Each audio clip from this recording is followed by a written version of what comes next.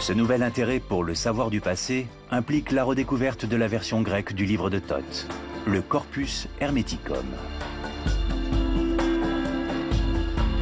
Pour la culture chrétienne de l'époque, la situation est explosive.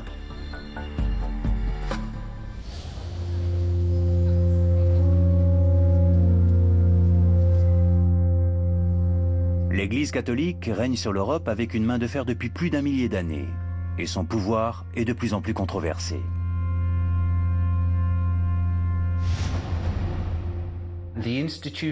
Les institutions étaient extrêmement corrompues. La fonction de pape était totalement discréditée. Les indulgences étaient achetées et revendues. L'Église n'était plus du tout respectée, y compris parmi les citoyens ordinaires.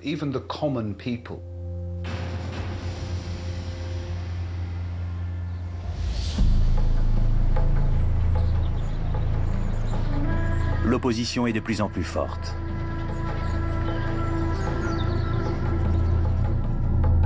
Les gens se tournent à nouveau vers la Grèce et l'Égypte ancienne pour tenter de trouver une autre inspiration religieuse. Quelqu'un a apporté à Florence le livre de Hermès, le Corpus Hermeticum. Et la cour des Médicis, qui était à peine remise de la découverte de Platon et des philosophes présocratiques, a pour la première fois entre ses mains les livres de Hermès et de Thoth.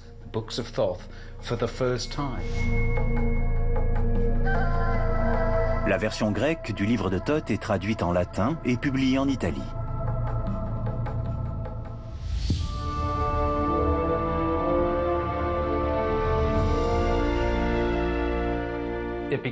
Il devient un des ouvrages les plus importants de l'époque. Il sera réimprimé plusieurs fois au cours du siècle et demi suivant. Il ne s'agit peut-être pas du texte original égyptien, mais il se propage à travers le monde de la Renaissance dans un élan d'optimisme.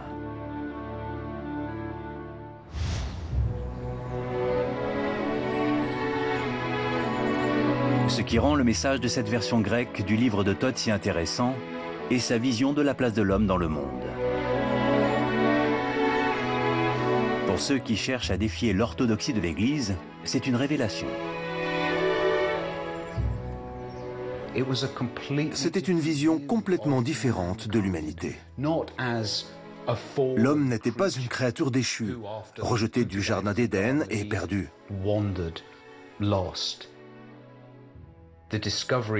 Le livre de Thoth disait « Non, l'homme a une position privilégiée dans la création du monde. » Le message du livre de Thoth suggère que l'homme n'est pas un simple serviteur des dieux. Il avait non seulement les mêmes pouvoirs que les dieux, mais il était de son devoir d'utiliser ses pouvoirs pour créer un monde meilleur, un monde plus beau.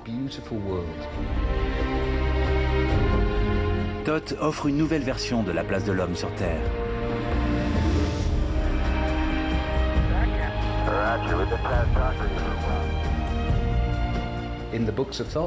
Dans le livre de Thoth, l'homme est à mi-chemin entre les anges et les animaux. Il a un rôle très important.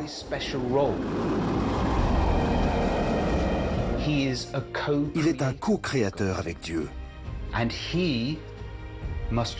Il doit créer des objets de beauté, exactement comme Dieu a créé des objets de beauté.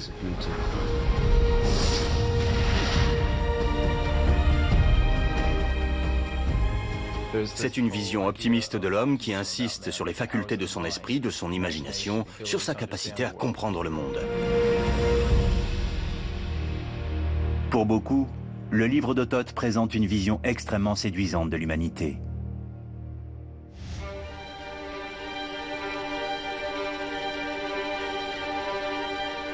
Et ce qui donne encore plus de force à ce message est son ancienneté. Il semble provenir d'une époque plus pure, une époque durant laquelle l'Église n'était pas encore corrompue. Si vous étiez un homme de la Renaissance, vous aviez envie d'une manière ou d'une autre de restaurer cet ancien savoir, de lui redonner sa place et de vivre à nouveau dans un monde parfait. Ce qui était ancien était très positif. Et comme il date de l'Égypte ancienne, le livre de Thoth paraît alors être vieux comme le monde. Il faut l'envisager comme une cascade. Tout en haut de la montagne, l'eau est cristalline. Et au fur et à mesure qu'elle dévale la pente, ça reste la même eau, mais elle devient un peu plus boueuse. Ce que les philosophes de la Renaissance croyaient, quand ils ont eu le corpus hermeticum entre leurs mains, c'est qu'ils remontaient à la source, vers les eaux pures du savoir ancien. Mais l'ironie veut que toute cette philosophie alternative soit basée sur la version grecque du livre de Thoth. Personne ne veut vraiment savoir si elle est fidèle au texte égyptien d'origine. Mais c'est néanmoins au nom du savoir égyptien que cette philosophie va prendre de très curieuses directions.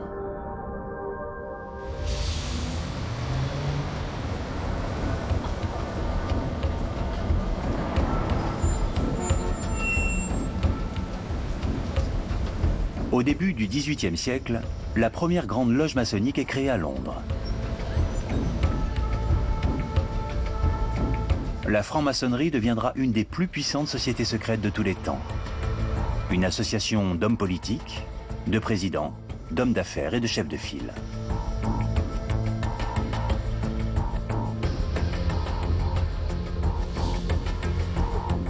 Mais au début du XVIIIe siècle, elle n'est composée que d'un petit groupe d'hommes en quête d'un monde meilleur.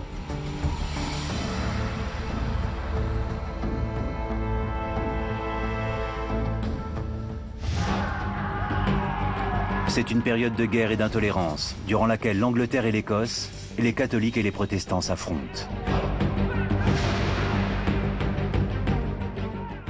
L'époque où la franc-maçonnerie est apparue correspond à une période de grande immoralité. La politique et la religion étaient très corrompues. Il voulait essayer de trouver un moyen de réunir les gens pour gommer ces différences. Les premiers francs-maçons cherchent des sources d'inspiration et en trouvent une dans la redécouverte de l'Antiquité à la Renaissance.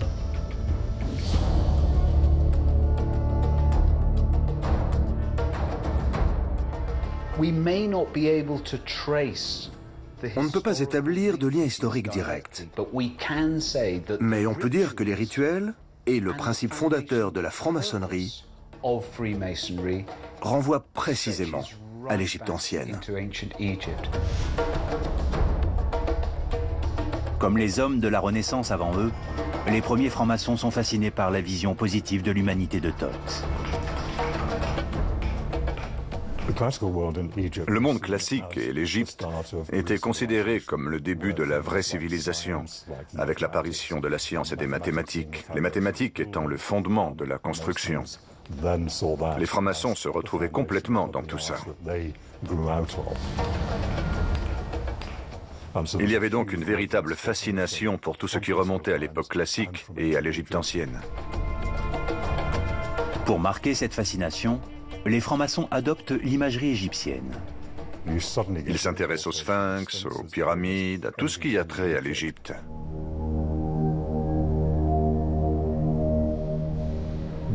Au Freemasons Hall de Londres, la loge numéro 10 est un remarquable exemple d'architecture égyptienne.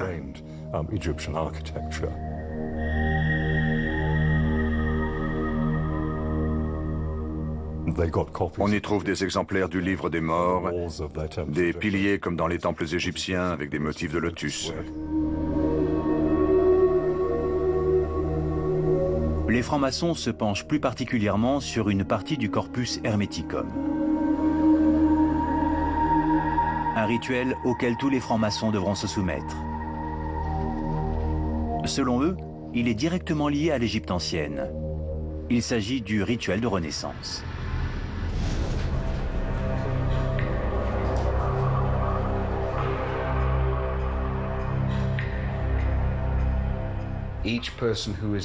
Chaque personne qui intègre l'ordre doit mourir symboliquement et renaître.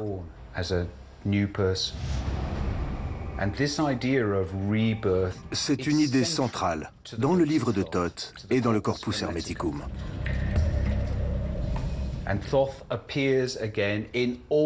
Thoth réapparaît dans toute sa majesté comme la figure qui livre le savoir aux initiés et qui leur garantit l'immortalité.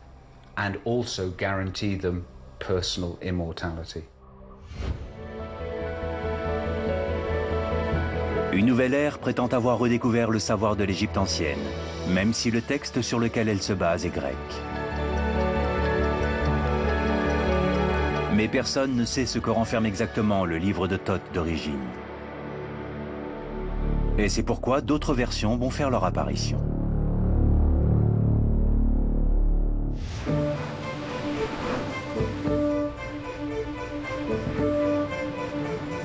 Paris, à la fin du XVIIIe siècle.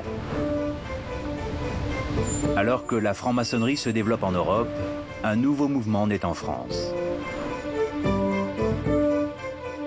Antoine Cour de Gébelin est un écrivain et penseur français. Cour de Gébelin était occultiste et franc-maçon. À Paris, il appartenait à la même loge maçonnique que Voltaire. Il était ami avec le roi de France. Il avait beaucoup de relations. Cour de Gébelin a deux principaux centres d'intérêt. L'Égypte ancienne et les jeux de cartes.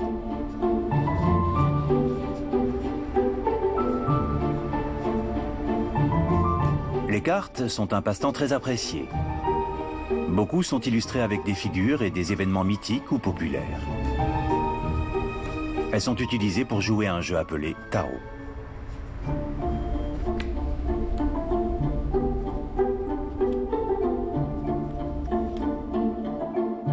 Au milieu du XVIIIe siècle, Cour de Gébelin réunit ces deux passions. En observant un jeu de tarot, il arrive à une conclusion étonnante. Il a regardé le jeu et il s'est dit, il est basé sur la philosophie hermétique. Il a passé les cartes en revue et il s'est rendu compte qu'elles semblaient avoir tout un lien avec le livre le plus important du monde, le livre de Thoth. Mais ce savoir était dissimulé dans un jeu de cartes. Le livre de Thoth serait en fait un jeu de cartes. Cette théorie développée par Gébelin n'est pas aussi farfelue qu'il y paraît. Le penseur français sait que les Égyptiens ont utilisé des hiéroglyphes pour rédiger le livre de Thoth. Les hiéroglyphes sont des images, et les cartes de tarot aussi. Il trouve donc logique que le savoir égyptien contenu dans le livre de Thoth ait pu autrefois être représenté par des dessins sur des cartes. Il suffisait d'un individu avec la perspicacité de Cour de Gébelin pour le découvrir. Ce jeu de cartes était constitué d'images qui pouvaient être des hiéroglyphes. Il pouvait s'agir du livre de Thoth. En 1733, Cour de Gébelin énonce ses conclusions dans un livre. Il expose une théorie totalement nouvelle. Le livre de Thoth, perdu depuis 5000 ans, est en fait un jeu de cartes. Il prétend même que le mot tarot dérive de l'égyptien. Il disait que le mot tarot était un mot égyptien, ce qui prouvait que le tarot était égyptien.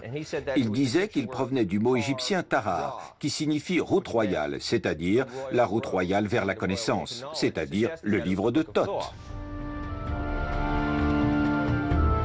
Le fait que personne à l'époque ne soit en mesure de déchiffrer les hiéroglyphes ne semble pas poser problème. Cour de Gébelin est convaincu qu'il a fait une découverte majeure.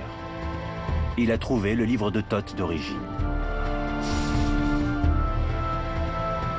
Le livre de Gébelin va susciter un vif intérêt partout dans le monde.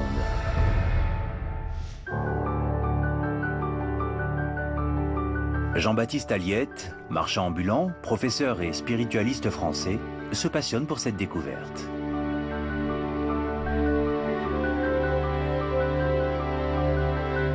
Il s'intéresse à l'occultisme depuis des années et il reprend l'idée de Cour de Gébelin à son compte.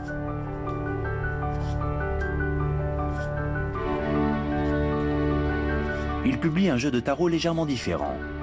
Il l'appelle « Le tarot était là ». Aliette se faisait appeler Etela pour des raisons magiques. En fait, c'était son nom de famille éplé à l'envers. Selon Aliette, les cartes ont une authentique essence égyptienne. Cette carte ici représente un consultant masculin. On dirait vraiment un Égyptien. Un consultant est une personne qui cherche à obtenir des informations dans les cartes de tarot. Mais Aliette ne s'arrête pas là. Si on compare le fou du tarot Etela avec le fou français, on constate que le fou français est attaqué par un chien.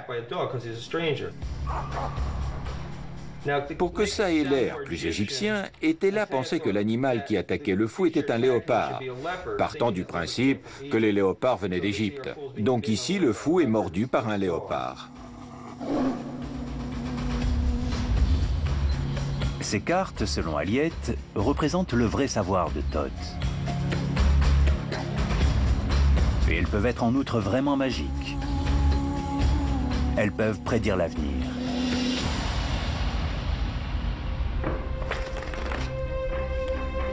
En 1788, Aliette crée une société pour l'interprétation du livre de Thoth. Une société dédiée à la lecture de cartes de tarot.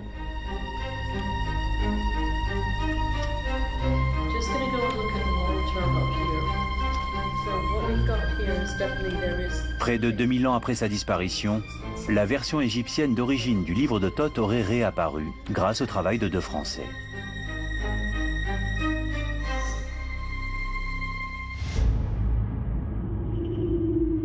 La légende du livre de Thoth a pris un nouveau tournant. Mais une autre version de cet ouvrage va bientôt voir le jour.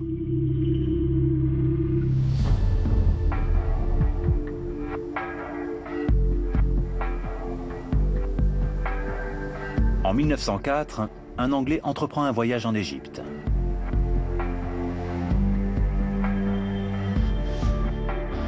Son nom est Aleister Crowley. C'est un membre éminent d'une société occulte appelée Ordre Hermétique de l'Aube Dorée. Crowley se prenait pour un artiste, un grand magicien. Il pensait qu'il allait devenir quelqu'un d'important, qu'il avait cette grandeur en lui. Son propre nom nourrit ses rêves de grandeur. Il voulait qu'on prononce son nom Crowley, car il disait que ça rimait avec holy, qui veut dire saint en anglais. Pendant son séjour au Caire, il prétend avoir reçu un message de la part des dieux égyptiens.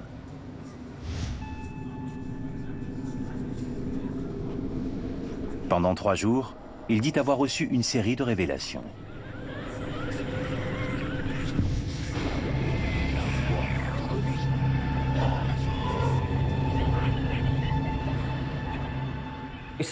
Il s'est assis à son bureau avec son matériel d'écriture et une espèce d'être transparent est apparu derrière son épaule gauche. Il lui a dicté ce qu'il devait écrire et il s'est exécuté. Crowley n'a aucun doute sur l'identité de celui qui lui parle. C'est un message de Thoth.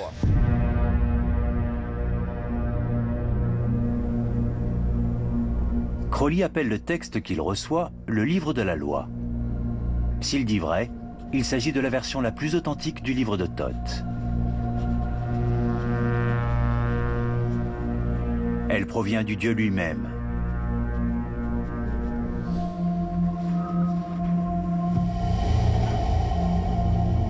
Crowley l'a décrit comme un évangile pour un nouvel âge. Sa version du livre de Thoth consiste en une série de grands principes. La ligne 3 dit « Chaque homme et chaque femme est une étoile ». Nous sommes tous des étoiles. Nous n'avons pas besoin d'un être central pour nous guider. Chacun peut trouver sa propre direction. Crowley avance que le principe fondateur de ce nouveau livre de Thoth est « Agis selon ta propre volonté et que cette volonté est force de loi ». Thoth, par l'intermédiaire du livre de la loi, devient la base d'une nouvelle religion. Crowley l'appelle Téléma. C'est une religion qui inclut de nombreux aspects différents.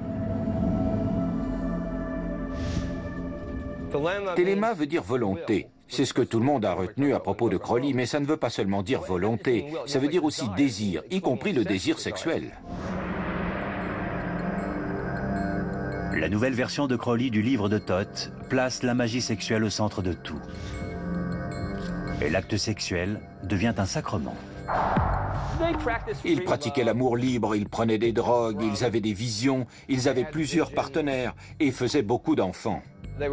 Crowley n'essayait pas d'escroquer qui que ce soit.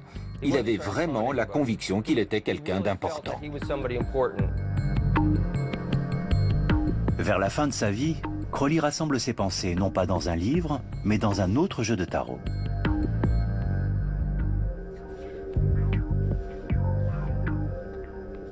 Crowley pensait que les cartes de tarot résumaient le message qu'il voulait transmettre à travers la philosophie de Thelema.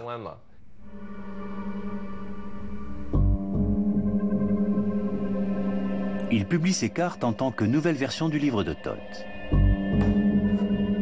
Écrit à l'origine sur papyrus, le livre a subi une nouvelle métamorphose. Il semble désormais justifier, entre autres choses, de très étranges pratiques sexuelles. Crowley meurt en 1947, mais son héritage perdurera à travers une nouvelle génération.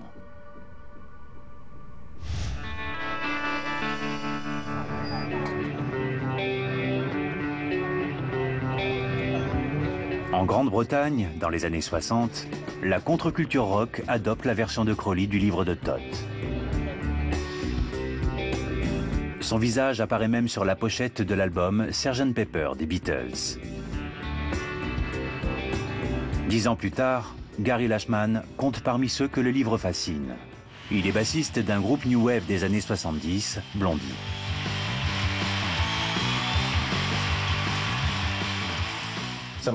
Des artistes célèbres comme les Beatles ou les Rolling Stones s'intéressent beaucoup à tout ça.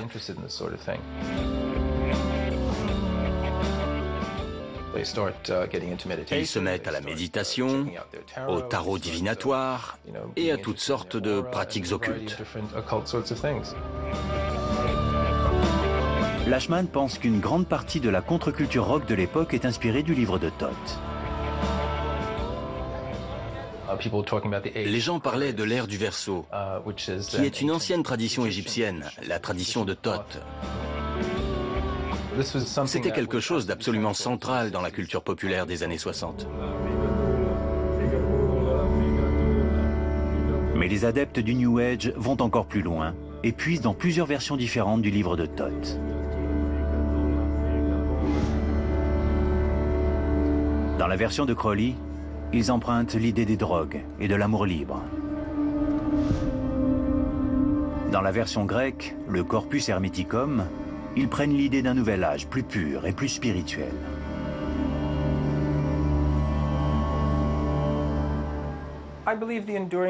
Je pense que si la figure du dieu Thoth fascine depuis si longtemps, c'est parce que ses idées, sa philosophie sont liées à l'idée que nous avons une vie plus profonde, plus complexe et plus mystérieuse que ce que les versions officielles de la science ou de l'Église veulent bien nous dire.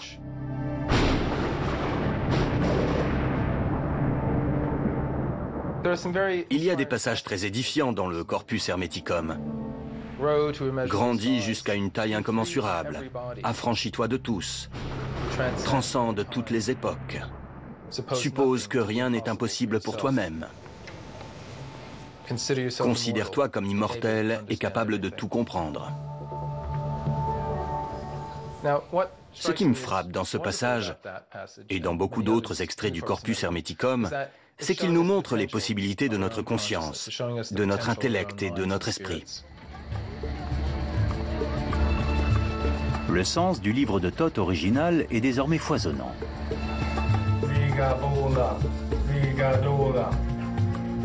Il existe 4 versions possibles du livre de Thoth.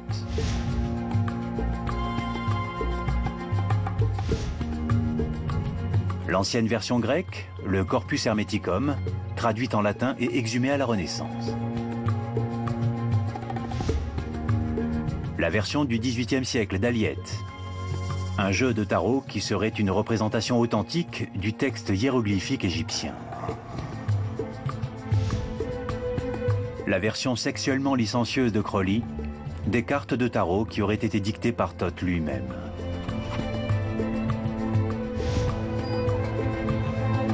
Et une version des années 60 qui associe plusieurs versions antérieures et représente un concept encore différent.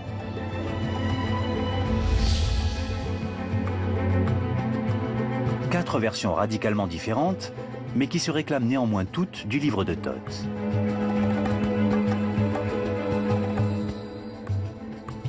Comment un seul livre peut-il produire des interprétations aussi opposées? L'une d'entre elles représente-t-elle réellement l'original? De récentes découvertes ont permis pour la première fois de révéler la vérité au sujet du livre de Thoth.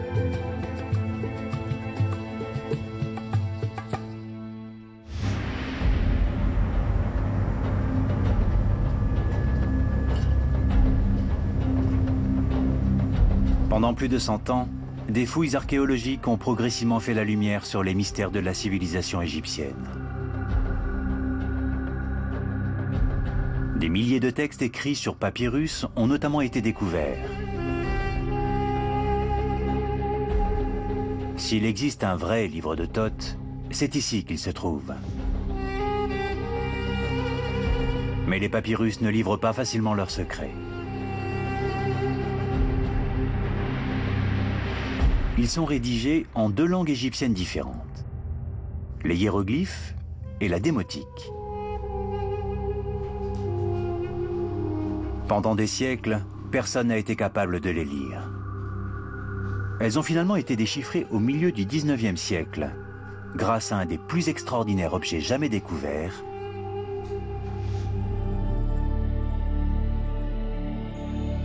la pierre de Rosette. Cette pierre porte des inscriptions en 3 langues différentes. En hiéroglyphe, en démotique et en grec ancien. Avant la découverte de la pierre de Rosette, les gens ne savaient pas comment envisager les hiéroglyphes. Il s'agissait de petits dessins qu'on essayait de décrire. On les considérait comme des symboles. Et on essayait de trouver du sens dans ce qu'ils représentaient. Mais ça n'avait pas grand-chose à voir avec ce que les Égyptiens voulaient réellement dire. La pierre de Rosette a changé tout ça.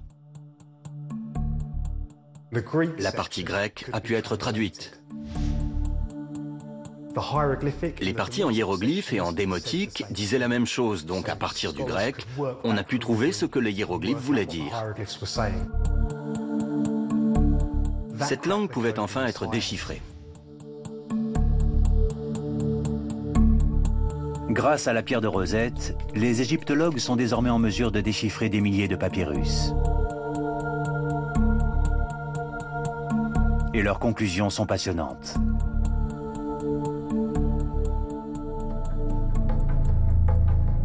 En assemblant et en traduisant divers fragments, les égyptologues ont trouvé des références explicites au livre de Thoth. Et il y a également des références à la magie.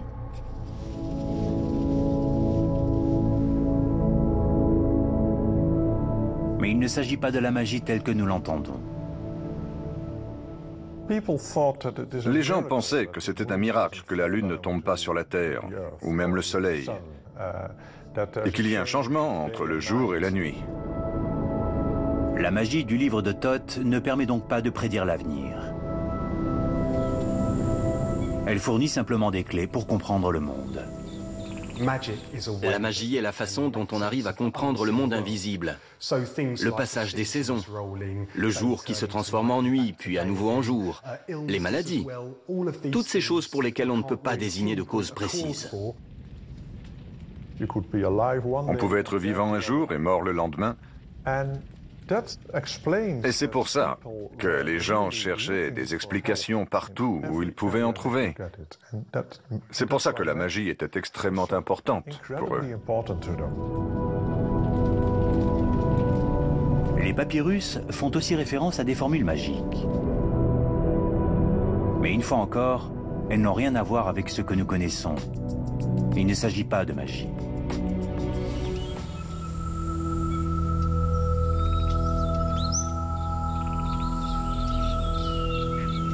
Une formule magique, cataloguée par les égyptologues sous le numéro 15, dit « Puisse-t-il que je voie le disque solaire et la lune tous les jours. »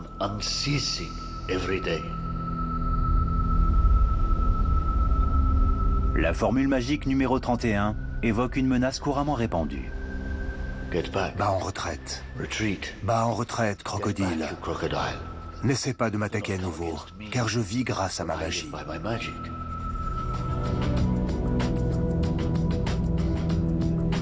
Il ne s'agit donc pas de formules magiques censées réaliser des actes hors du commun.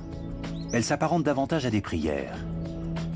Le mot formule magique ne facilite pas les choses. C'est nous qui avons imposé cette terminologie dans la littérature de l'Égypte ancienne. Cela veut-il dire que toutes les interprétations du livre de Thoth impliquant de la magie et des pouvoirs surnaturels sont erronées?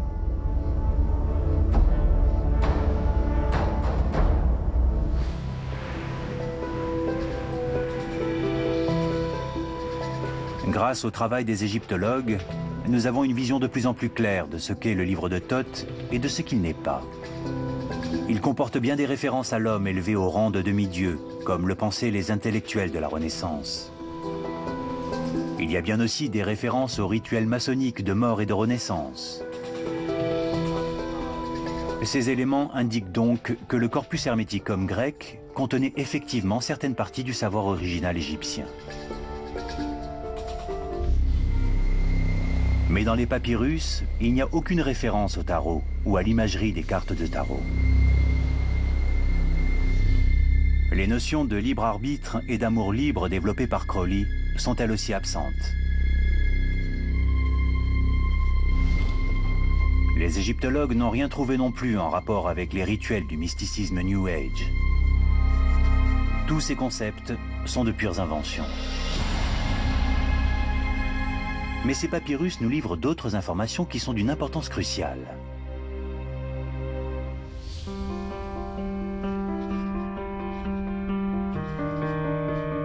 Ces informations ont conduit les égyptologues à se demander si le livre de Thoth a jamais existé en tant qu'objet.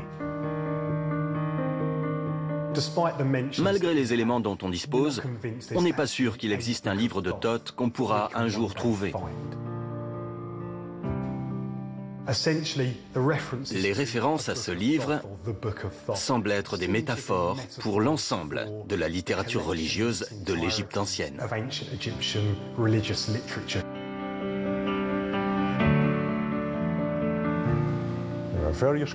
Il existe différentes compilations de savoirs magiques, écrites à différentes périodes. Et pour ceux qui y croient, elles forment le vrai livre de Thoth. Mais quand on les assemble, elles sont tellement différentes qu'on ne peut pas dégager de tradition centrale.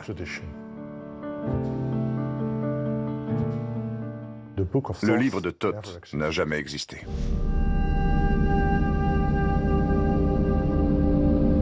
Ainsi, la légende de Thoth et son livre magique seraient-ils voués à disparaître? Cela paraît peu probable. En 2002, un sondage de la BBC a placé Crowley à la 73e place des personnalités britanniques les plus influentes de l'histoire. Et une nouvelle génération alimente les légendes de l'Égypte ancienne. De nouveaux films et jeux vidéo sont inspirés de cette période historique. Et même si le livre de Thoth n'existe pas, beaucoup de gens continuent à y croire. La légende de Thoth est vieille de 5000 ans, mais sa magie est encore bien présente.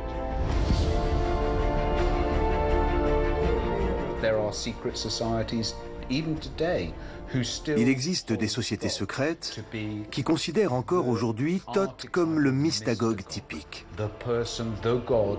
le dieu qui nous initiera au mystère et nous mènera à la conscience.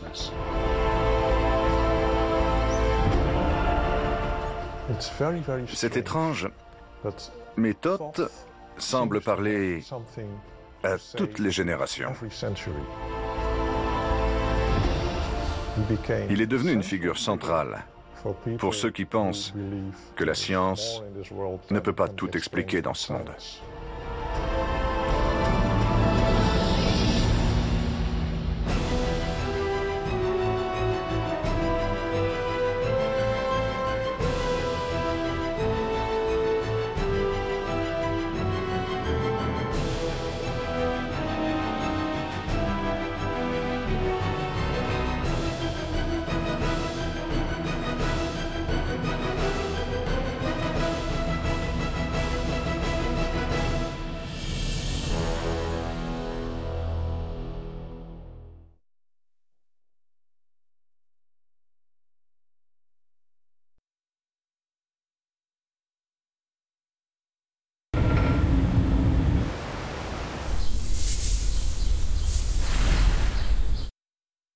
Vous savez combien ça coûte de prendre soin de sa santé aujourd'hui? La peau des fesses. C'est pour ça que Vitarmonil rend les produits de santé naturelle accessibles à tous en grande surface. Vitarmonil. Plantes et vitamines. En avril, sans HD, vous n'aurez plus la télé. Équipez-vous vite d'un décodeur HD par satellite FranceSat. Rendez-vous au 3260, dites FranceSat ou sur francesat.fr. Quand les chiens ont quelque chose à nous dire, ils savent généralement comment s'y prendre. Mais quand leurs dents leur font mal, ce n'est pas si facile. Pedigree a créé Dentastix, le seul bâtonnet à mâcher une fois par jour qui réduit la formation de tartre jusqu'à 80%. Et ainsi, les risques de problèmes bucco-dentaires qui leur font mal. Pedigree, le numéro 1 de l'alimentation pour chiens. Nervosité, stress, sommeil perturbé. Stop, décompressez. Spasmine, dosage adapté de 2 plantes, traite l'ensemble des symptômes du stress, nervosité et troubles mineurs du sommeil. Avec Spasmine, retrouvez votre sérénité. Médicament de phytothérapie pas avant 6 ans. Riche de saveurs, généreux, moelleux. Le petit, le grand nom du camembert. Vos pieds sont déformés par un hallux valgus? Découvrez l'orthèse-jour Epitact qui redresse votre orteil et soulage des frottements grâce à son tendon en silicone, l'Epithélium Flex. Extra fine, elle se porte dans toutes vos chaussures. Epitact en pharmacie. Ceci est un dispositif médical. Pour corriger et soulager aussi la nuit, utilisez l'orthèse nuit Epitact.